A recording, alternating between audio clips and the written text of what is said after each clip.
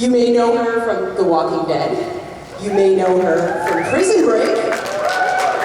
You may even know her from Queen Supreme or Tarzan, or any of the other 20+ credits on her IMDb page. Sarah Wayne?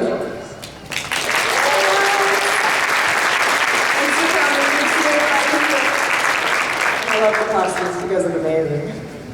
Now, I'll be quite honest, I work for horror mag, so my main interest here is definitely The Walking Dead, so if there's any hardcore Prison Break fans out there, please shout your questions out when question time comes. Now, I've read, Sarah, that you were a fan of The Walking Dead graphic novels long before you auditioned for the show. Is this true, and if so, how did you discover them? It's actually not true, sorry.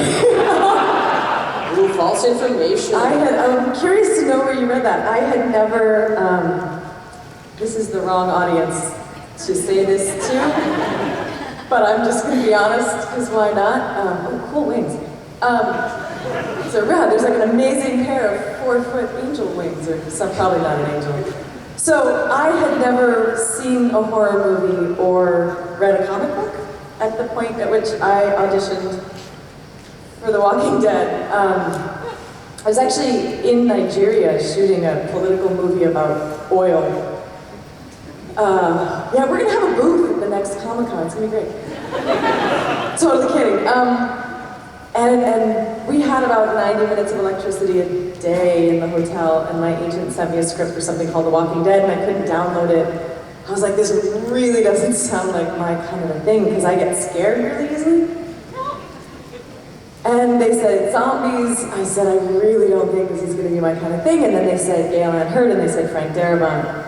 I said, wait, okay. Let me download it. And I couldn't, the electricity wouldn't work. So I figured by the time I got back to the States, the part would be taken, and it wasn't. And I read it, and I felt sick to my stomach. With just I had nightmares. I didn't sleep for the next 3 days. But I couldn't forget it, because it was this amazing story about a man who missed his wife and his son. And then Frank Darabont and I got in the room together, and that was pretty great.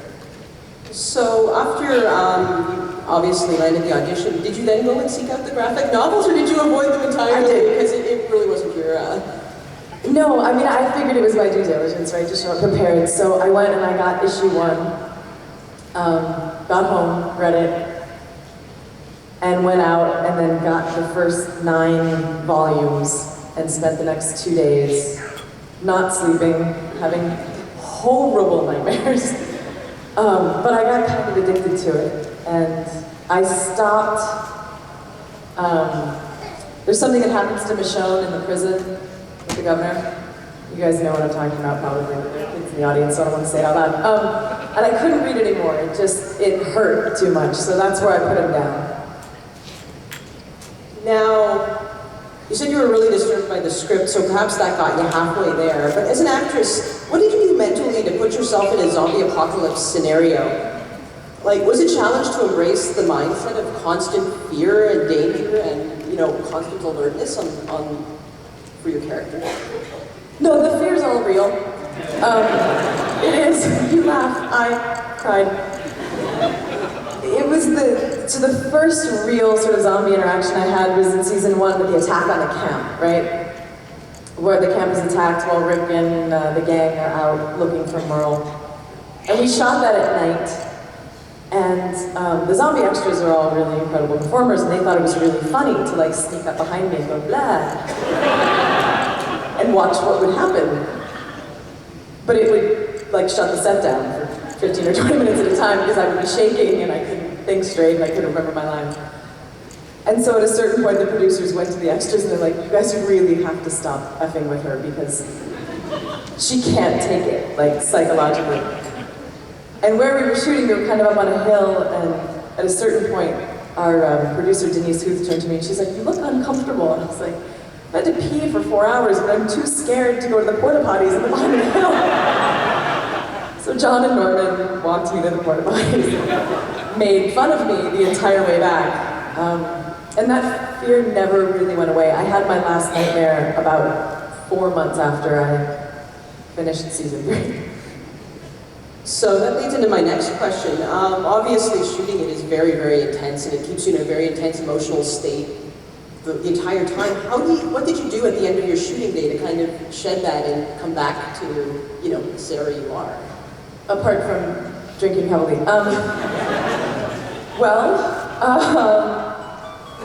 It's a great cast. It's an amazing group. I've never worked with a group of people with more heart and dedication. It's easy.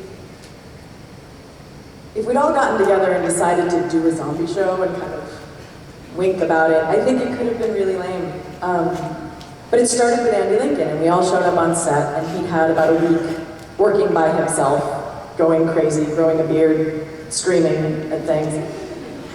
And he came with this incredible level of commitment and of courage to play it as though it were completely honest. And that's hard to do, because if you fall on your face, you make an idiot of yourself. Sometimes you can want to hold back from that because people will laugh at you, and Andy never cared. He was like, we're going to do this as though it was absolutely real. And so everybody kind of followed suit. And it was the kind of job where you left at the end of the day and you were exhausted and you stank. You smelled like sweat and blood and bug juice and whatever had bitten you during the day, whether it was a tick or a snake or 50 million mosquitoes. But it was a good feeling, because even in the first season when we thought probably no one's going to watch this. Thanks, by the way, for proving us wrong. Really grateful for that. But even in the first season, you'd leave at the end of the day and you're like, wow, I'm working the way I've always wanted to work. I'm a part of something that I'm proud of. And that brings you up, not down. So speaking of those emotional, kind of difficult moments, because The Walking Dead is absolutely full of them, which was the most challenging to shoot for you and the rest of the cast? What was the one that really tore your souls out? Has everyone here seen season 3? Yes. Okay. Because Norman and I did one of these at one point, and like 10 people in the audience lost their minds, and I was like, oh, I'm so sorry. So spoiler alert.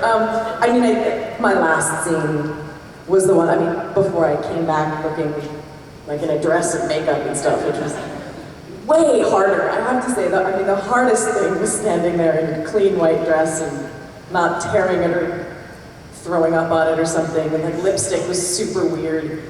But the scenes that were my sort of real last scenes in the show with Carl were absolutely the hardest.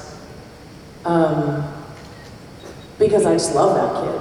And we had this one day where the day Dale died in season 2, it was the first kind of big family loss, right? Because there were those of us who were in the pilot, and we were all really, really close. We'd get together and have barbecues on the weekend and stuff, and I looked out in the field in the middle of the night as we were shooting this, and Chandler was just standing there alone. And I went, oh, he's just a kid. Because he was then. Now he's like a little man, but he was like 10 or 11 at the time. And I just went up to him, I was like, how you doing, buddy? And he just kind of leaned on me, just started shaking his head. And I said, well, you know what, it's okay, you've got me, you've got Andy, we're here for you. And he goes, yeah. And it really wasn't enough, because he knew we were losing John in the next episode. And then I found out I was leaving, and I thought, I kind of told this kid I'd be there for him. So someday his therapist will be able to blame me for all kinds of things.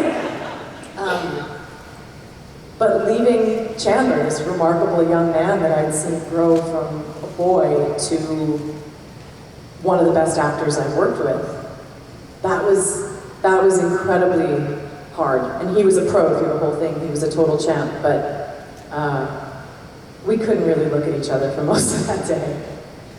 Now, you've already had the obligatory spoiler warning, so I'm not going to issue it again, even though I kind of just did.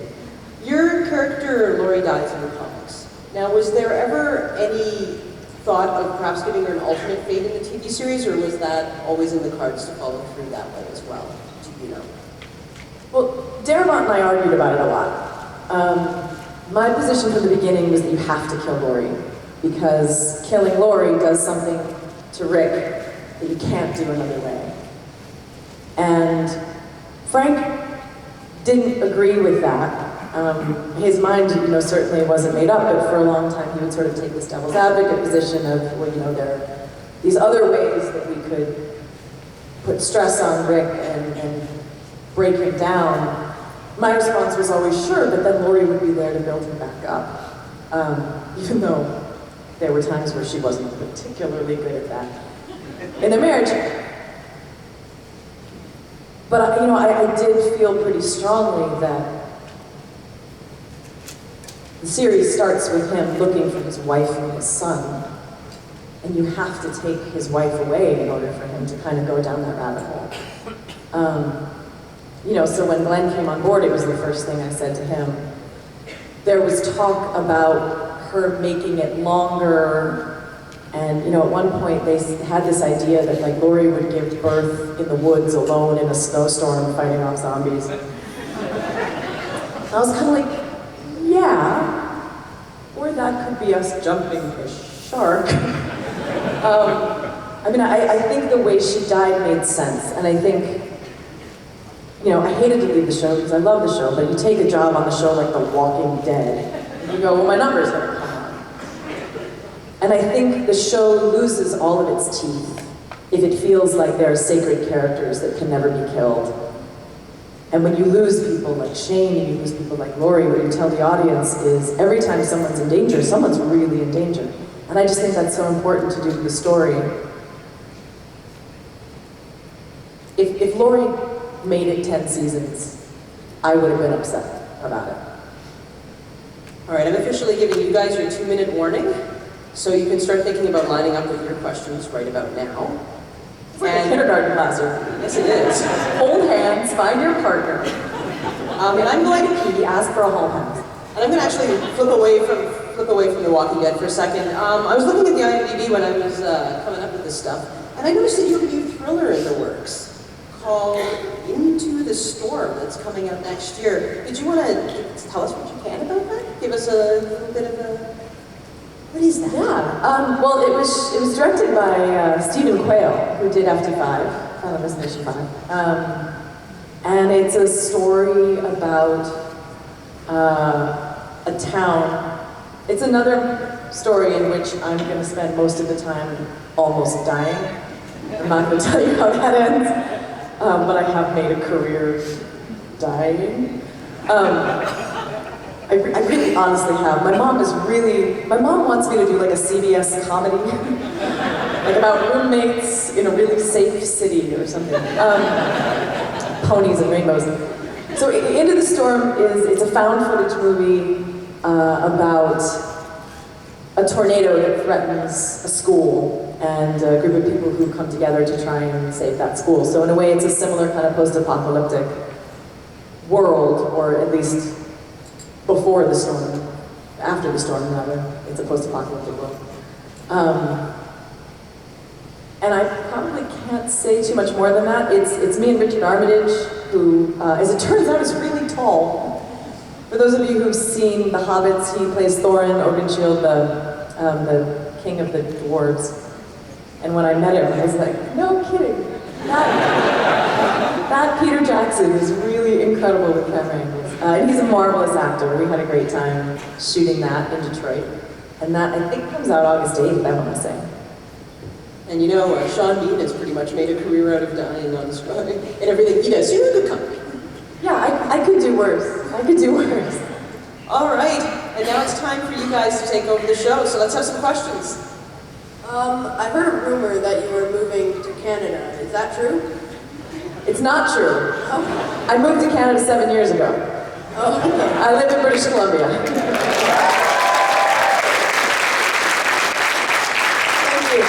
Thank you. And I'm working on becoming a Canadian citizen. I got my residency, so,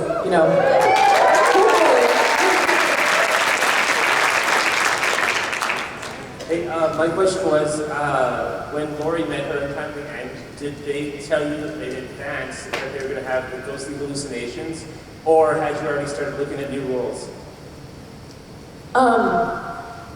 So, it's a good question. I shot the last scene, thinking it was the last scene I'd ever shoot on The Walking Dead. My death dinner was a couple days later, scheduled. I started this tradition of doing death dinners for everybody who gets killed off the show, first season.